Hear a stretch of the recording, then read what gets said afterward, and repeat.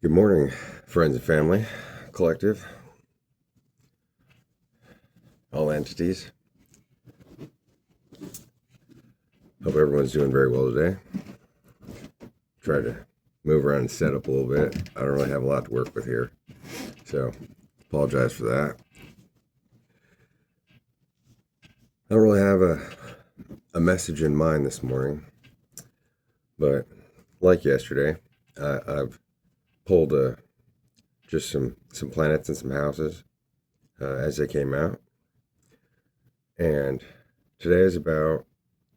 It looks like we were given three different heavenly bodies.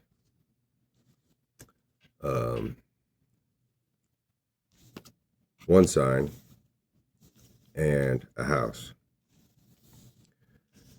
To begin, so here's our message to begin for the day. So it starts with today is about purification to resurrect for humanity's sake. That's Scorpio in the 11th house. Using the secrets of one's hopes and dreams and wishes that came from the resulting in power. And why? To do it for the future.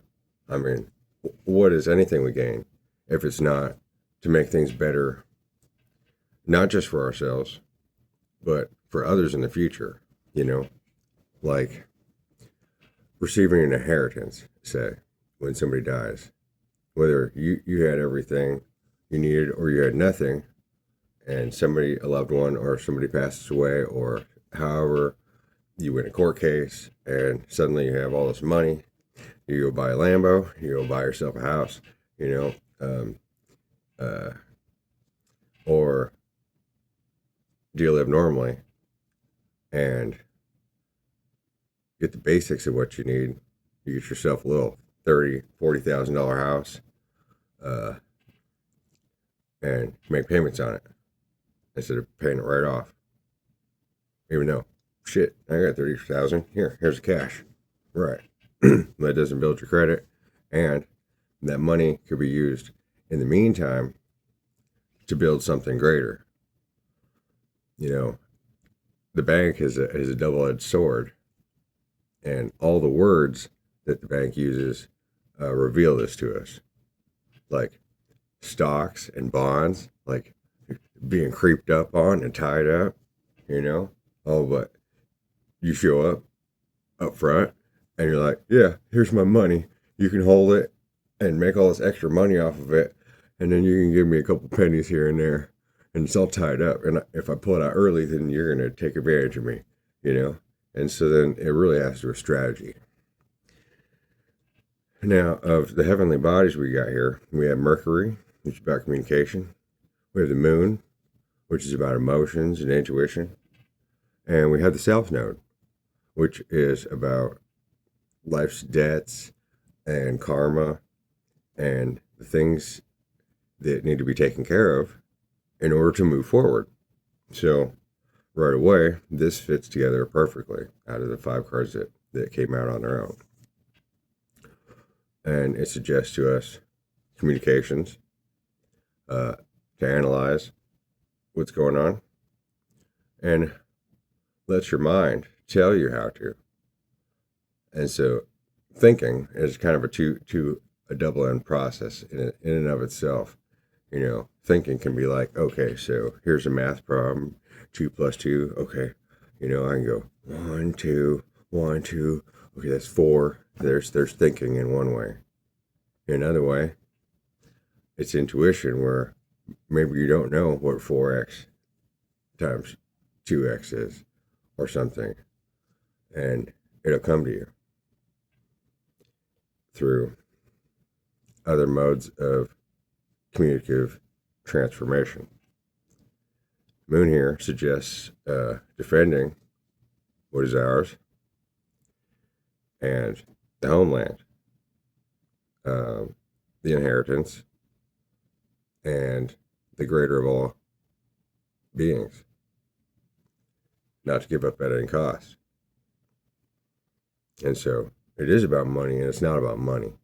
Money comes and goes when it has to do with the physical paper. But really, each of us is in and of ourselves, and the spiritual work done is worth more than your weight in plutonium-238, which is highly rare and very expensive. And also makes one extremely dangerous and extremely useful. Because some things that are impossible without it. And that's why spiritual inheritances are so important and so valuable, and all of that hard work done while down in the abyss cannot be just taken by somebody else. And anybody to think that, oh, well, since I'm attached to you, like I didn't do the work, but, I'm your spouse or your mother or your business partner, I get that. Well, not unless you work for it yourself. And that's why it's important for, in a love relationship, for both people to be on equal and level ground, to have done all that work, to come together and be balanced. And then neither can be swayed apart or together. And that creates a real foundation. And then the children that come out of that, because the way DNA and the spirit works, your children, more often than not, end up reflecting the mindset and the conditions of who you are and your spouse during that process of it cooking in the oven. And so making children, for instance, out of lack, where you're at the bar because, well, you're down on your luck, whatever, and then you're like, oh, I met somebody, and you sleep with them and then have a baby. More often than not, even if that child is a prodigy, that child will have to go through a whole bunch of struggles to rise up past their parents and out of the muck, and the parents not being for them and such. And more often than not, that child will be slow and maybe have some physical ailments because of the situation in which they were conceived. And that's why it's really extremely important not to have children until one's ready, and to find somebody of equal value, equal spiritual hierarchy, however you want to put that, and to go into it slowly. And then when you're going to make the baby, to decide and not be an accident. Then you have the best possible outcome, most likely. But that's the best bet you can put down on the greatest thing that you could ever, the greatest money you could ever make in your life. In the South note here, these are double-ended cards. And we got the most positive end of it. There will not be anxiety about trouble. So this is a good beginning to our daily transmission here. So I put them up. Now, let's see who or what wants to come through and start off our reading. Yes, I combined my angels and ancestors cards and my divine feminine cards. It just happened on its own. So let's see who comes out today. We got one, but let's grab two.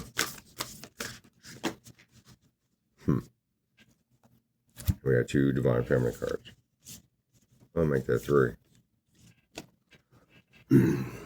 All right. So we have three wonderful ladies here, all in red. We have Pope Joan, the Pontiff of Possibilities. So in the physical world, we're taught that A, B, C, D, you have to climb the ladder one at a time. And things work out a certain way. At the same time, it's almost more like but not as the stock market, where you put in $1, and then tomorrow you might be 100 in the hole, or you might be $1,000 up. How's that work? Exactly. Well, spiritual things work the exact same way.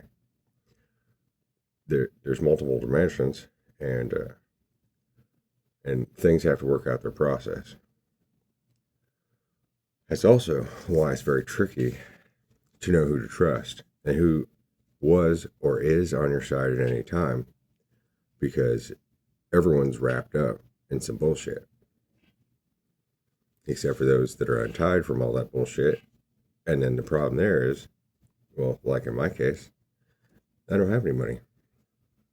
Does that make me useless and of no value? No, actually, that makes me, I believe, of the greatest value and usefulness, because I don't have anything to lose. And I have everything to lose. But everything that I have to lose or gain has to do with everyone. And for any of us to be lost,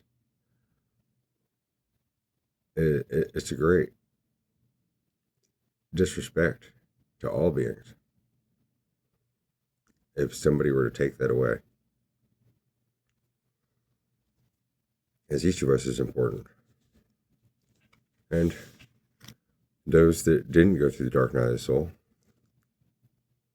and do all the spiritual work for years and years and years and go without and starve and be beaten down and all that, they can't just come in and take it, because it doesn't belong to them. And so, yeah, there you have to take the long way, which is, well, never gets to the end. They'll never be able to do the same thing as those who have do. It's impossible. Or, weirdly enough, they have to do what makes no sense whatsoever. And they might have to go pick up that pipe and quit their job and live in and choose to move into their parents' basement and sit there and get fried for the next 2-3 years and deal with all their past and deal with humanity's future and look at it all and grow out of it. Otherwise, they'll be working in a factory the rest of their life, or whatever their position is. Well, that's as high as they can get, and they won't know what to do with the money at the same time as their own spirit can't fold it forward to help anyone. Decides, well, here's $100. Okay, but the $100 is spent. It doesn't really go anywhere. It's done as soon as it's given. It doesn't grow. The possibilities are limitless because the soul is limitless. Second, we got Marguerite Porete. Shaking a little bit, I guess because I had some coffee. And it's extra strong because there's something wrong with the coffee maker.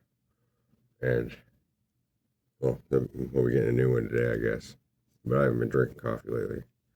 And so, I'm awake. I start to sweat. She is the mystic of divine love. Love is divine, and I'm nothing except for love. Something tells me that once I'm done with these 3 ladies, we're going to pull up and find out who Marguerite Porete is. Then we got Fatima, the mother of the Imams. Love is my lineage, and gratitude is my religion. That means to be grateful for everything we've gone through, for the abuse, for having one deck of cards, for having a roof over our heads, for having something to eat, for having a channel, even if no one watches it, for having a voice and not being mute, for being able to read or write, for having options, or even to have no options at all, so that one has to sit with oneself until the time is right. So real quick here, let's pull up Marguerite Porete, the Mystic of Divine Love. Let's see here.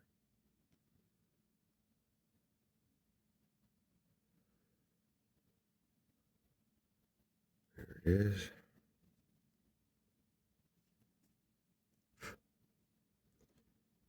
Here.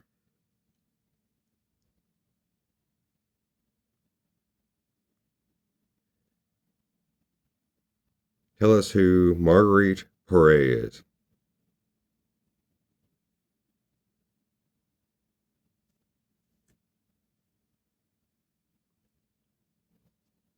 Okay, maybe I'll just type it. Stupid thing. It said, tell me. You typed that in, and that's not what I said. Marguerite.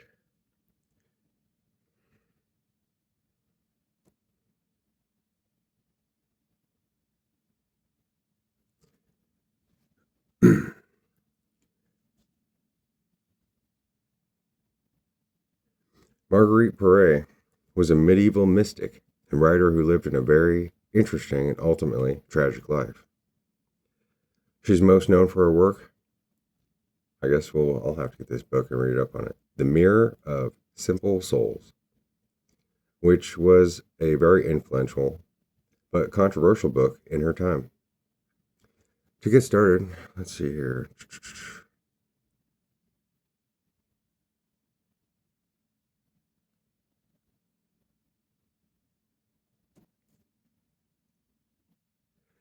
Okay.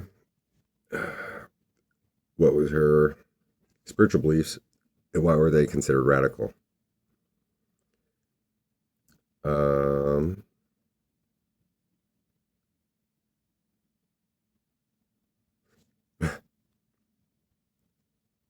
Sorry, I didn't do it.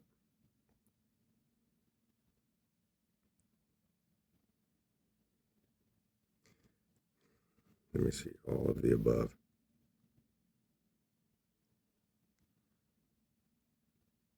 Okay.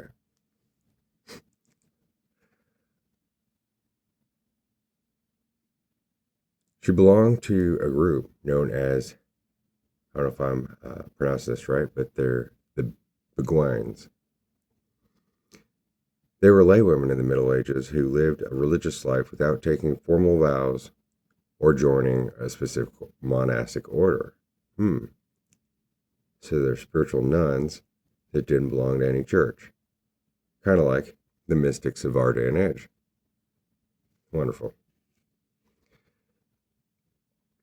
So they were guided by spirit and by God alone. So that they couldn't be held down. No wonder she's the speaker of the day. This gave them a certain level of freedom, but it also made them the subject to suspicion from the church. Yeah, because, well, each church is trapped in their own beliefs. And tries to go around and force, try to convince everyone to do it, join their group. When, if there's God, God runs through all things. If there's spirit, well, spirit existed before any of us. And truly, to create the physical, the actual physical, the full physical manifestation of the body, spirit is called the physical reality, and soul is called the mental or invisible body.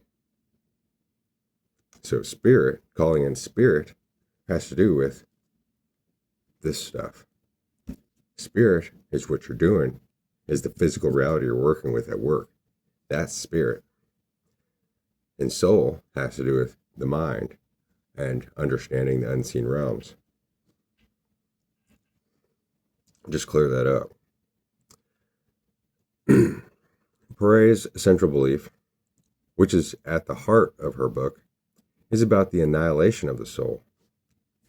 She taught that the soul, that through the power of divine love, could become so completely united with God that essentially annihilated its own will and desires.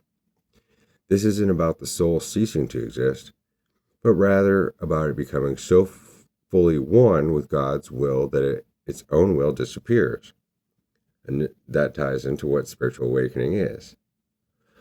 See, for most people to awake, then you have to get away from the physical reality. So through fasting, through sensory deprivation, through a chemical experience where you don't eat, you don't sleep, where your body, essentially, your soul takes over. But so then you unite with soul and push away the physical reality, and then boom, you pop up and you see the image of heaven. And then it has to unravel and all come back down to be the manifestation one carries about all day long throughout the physical world with spirit and with soul, double on nothing, just as one is, manifesting the reality around you and work with the higher divine realms.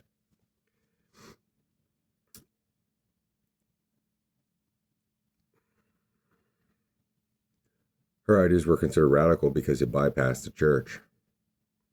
Porete's teaching suggests that a person could achieve a direct, unmediated union with God.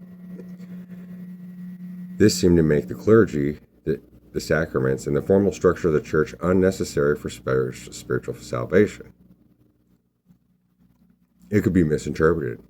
The concept of the annihilated soul could be misunderstood that a person is no longer bound by moral law, which, of course, one is bound by moral law. Porete didn't herself believe this, but her critics feared that her followers might believe that now they were above the law. And this is one thing that happens a lot with people who didn't do the work. And that's what creates, in a lot of cases, what narcissism is. Where, well, you don't know God. You don't know Jesus. I seen it. Watch. I'll manipulate you. You don't know. Yeah, but anybody that's like that isn't really grounded in and of themselves and is causing chaos in the world with blindfolded and pushing everyone, including themselves, around with their own ego and not really contributing anything other than more disorder and wasting everybody's time and energy for their own possible just in the corner, I mean, what's that worth? And thirdly, it was written in the vernacular. Porete's Porete wrote The Mirror of Simple Souls in Old French, not in Latin. This made it accessible to a wider audience of lay people, including the other big wines, which the church saw as a threat to their control over their religious doctrine. But as I've spoken before, the Spirit and God itself Christ was divided among all religions, and none of them hold the whole truth. Not a one of them. Each one is separated, and Christianity is the most separated, most together, and most removed from the point altogether, while keeping everyone in ignorance, mostly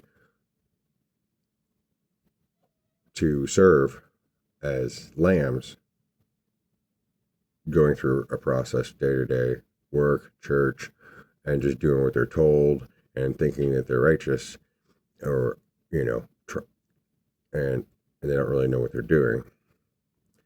But each to his own. We can agree to disagree, but every religion knows about Christ. That's who, in and of itself, the image of heaven looks like. But that is the seed of consciousness for all beings. It was here before any of those books, before any of those people.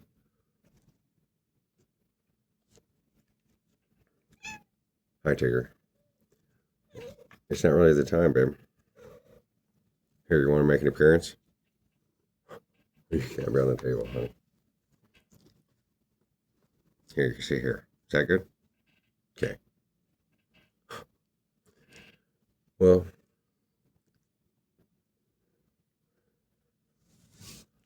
let's see what comes out here for us having to do with that. Yeah, it all comes back down to not the sun,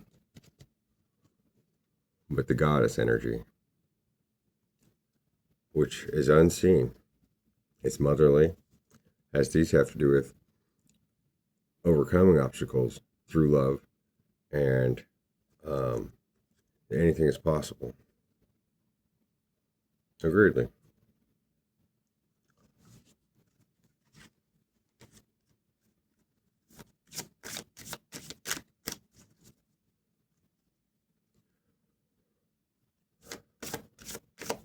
I don't know where I'm going to be or where my next opportunity is going to be at any time.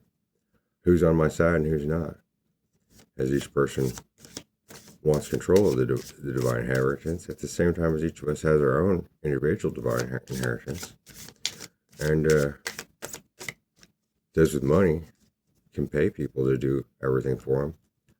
But in the end, they could look powerful and everything, but they may not have any power whatsoever.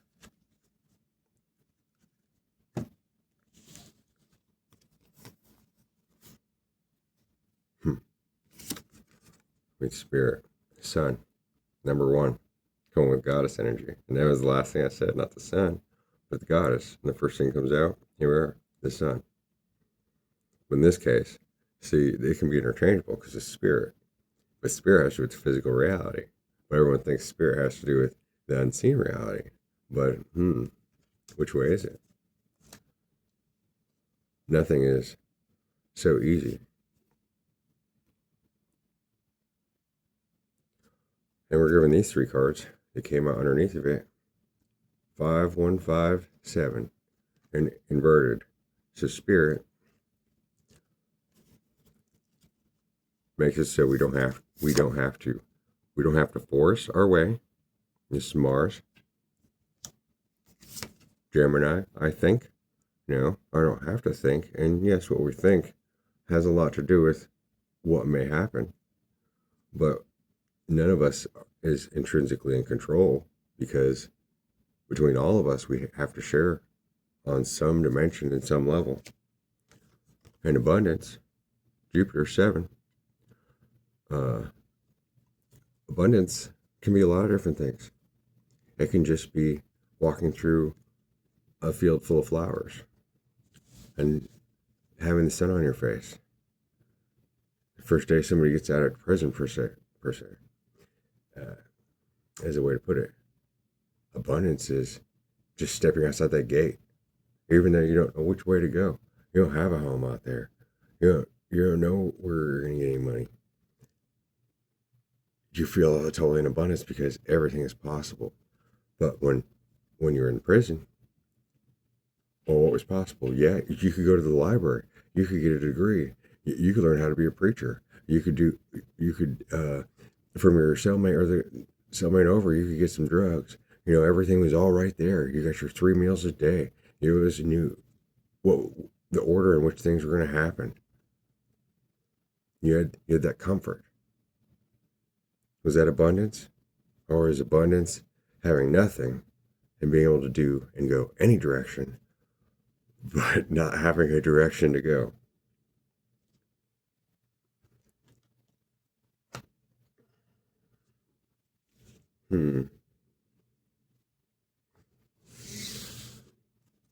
Let's get a down card for the day. I don't know what's going to happen later on today, but I'm going to go up to the school in town and see about signing up for classes. I've already put in my Pell Grant. No opportunities have came to me yet to go in any other direction. I don't have any money. Nobody will hire me because somebody keeps holding me back. and I got to create something out of nothing when everything requires money in order to have a place, like to sign up for a service, to do anything. So now how does one get money, especially if there's forces out there blocking all of your money? We got another number 1, and underneath of it is 51. We got creative force, right? That's challenging because I'm stuck at that. I just walked outside the gate, and at the same time, looking in, how do I walk into this prison, or do I walk out, and I don't know where I'm going to go. Either way, who the hell can I trust? Who's going to give me the opportunity to have stability, to be an account manager, 9 to 5, knowing that they can trust me so I can make money, so I can put it into my creative pursuits? Or how do I go to school? Fuck, I barely have a ride to get there, and the school is about the furthest place that I'm going to is the furthest place across town that there is. And they ain't gonna give me any money. It might, if I get some of my Pell Grant, but still, then 8 hours a day for the next year, I'm learning something else, and then joining you guys once a day or every couple days, twice a day, whatever. What am I building? I don't know. That's a good question. 51, shock. Creating success. Shock comes from fear and terror. See, this 51 has to do with the awakening, or a sudden change in life. Getting out of a comfort zone. But what's a comfort zone if you're stuck where all you know is survival mode? Then relaxing is a shock. But then if you're always stuck relaxing in fear, it's a tricky place. And we got seeing in reverse. So yeah, the unseen. The vessel, inverted 50. Yeah, what vessel? You can't contain spirit. Advancing, huh? We always have it where we are. That's why it's inverted. And the army. Yeah, who needs an army? When your soul, God, the universe, whatever you want to call it, is serving on your side. Yeah, the army. Angels. All those came inverted. Let's just one of these. A tarot card to go with this. One fell right away. Right up. The Star Mother.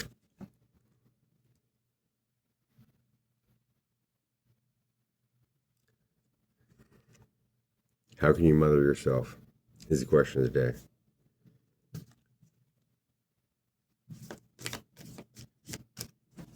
That's what I've been working on. That's why I stopped drinking. Finish that up. Just one thing at a time. I've quit all the negative things in my life. But the closer I've gotten towards becoming better, the more and more out of my life has been taken away. The more I've been oppressed by those around me. And the more I've been stuck in a doldrum. There's nowhere to go. There's nowhere to be. There's nothing to do. What can I do? Everyone expects something. But who can I trust? What is there to expect? Where are we going? What's the value in it? And then it falls out. Trust your path. If you knew you would be supported, what would you do? That's a good question. That's what I don't know. There's so many paths. There's so much options. I don't know. What would I do? I like helping people. I like giving love.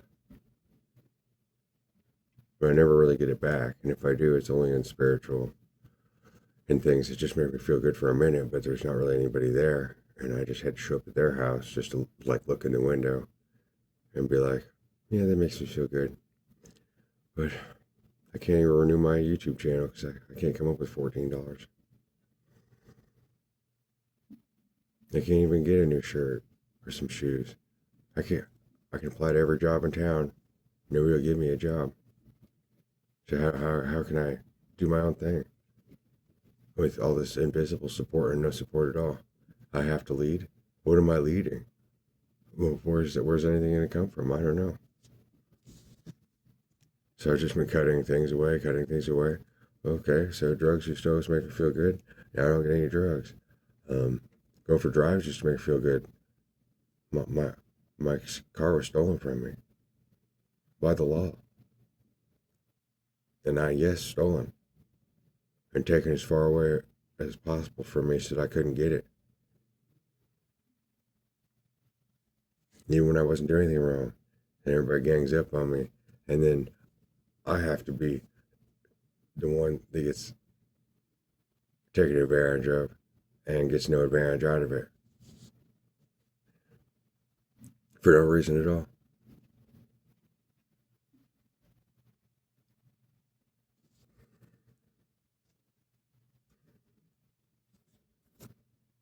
Let's pull a final tarot card. Oh, no, we gotta do this.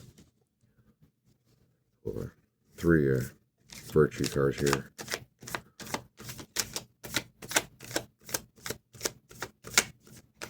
And then finalize with the tarot. I'm gonna take a shower, go to school. Yeah, formality. But it came out inverted, so relaxing the formalities and being relaxed and casual. Because, well, formality makes everyone uncomfortable. It says civility costs nothing, but is worth everything. Rules of convention, courtesy and behavior, observation of etiquette. So it goes back to respect.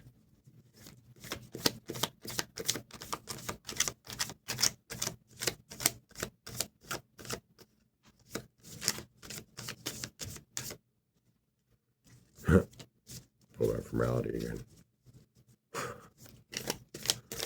Better leave it on the table. I'll just keep pulling the same cards. It's a weird thing about energy channeling. Here, there's this one. Yeah, utility, secondly. When life gives you lemons, make lemonade. Functional or versatile. Exacting value from what is available. And here, let's pull one out of the middle of the deck here. I don't really like that one.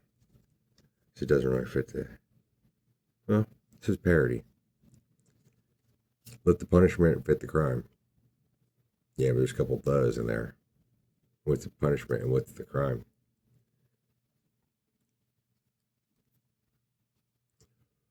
Fairness in treatment. Proportional reaction to a stimulus or happening. So it has to do with balance. I think it's a better one there.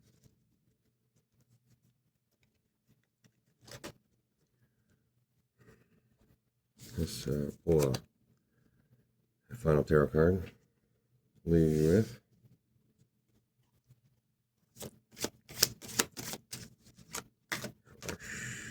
Do a regular shuffle here.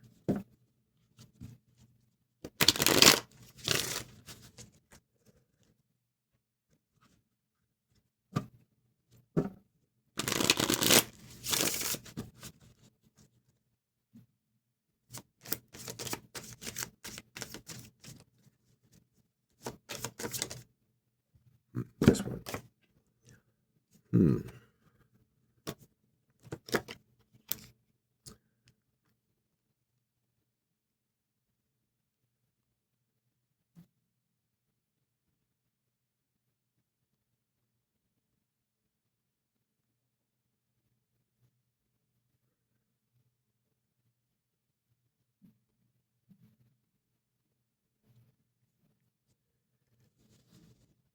This final card I want to think about today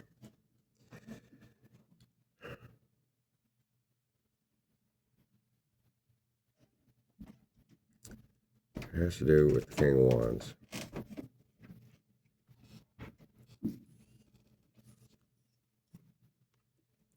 It came out inverted here. Normally the King of Wands has to do with passion, creativity, energy, and action. But we might be dealing with people out there that are not about that.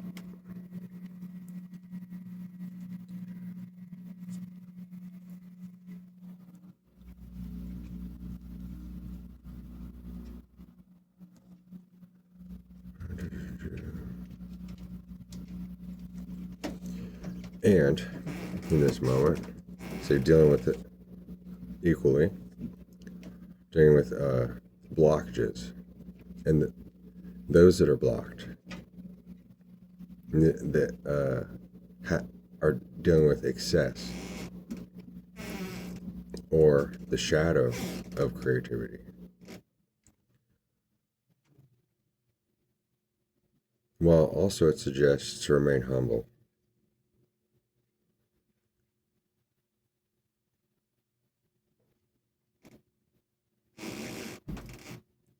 So we're seeing how in leadership, when one's doing it blindfolded, being the King of Wands in reverse, gets a little out of hand. Thinking they're being creative, thinking they're, being passionate and such. At the same time, creating a lot of blockages for everyone and a lot of issues, rather than remaining humble. And so one should think about the qualities of being more visionary, confident as a leader, and an inspiring creator to help others grow, not to be suppressing and keeping others down in order to maintain a freaking throne.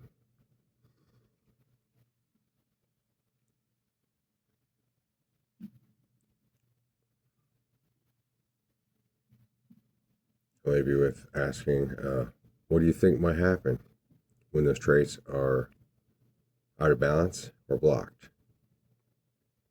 And what might that look like in a real person or situation?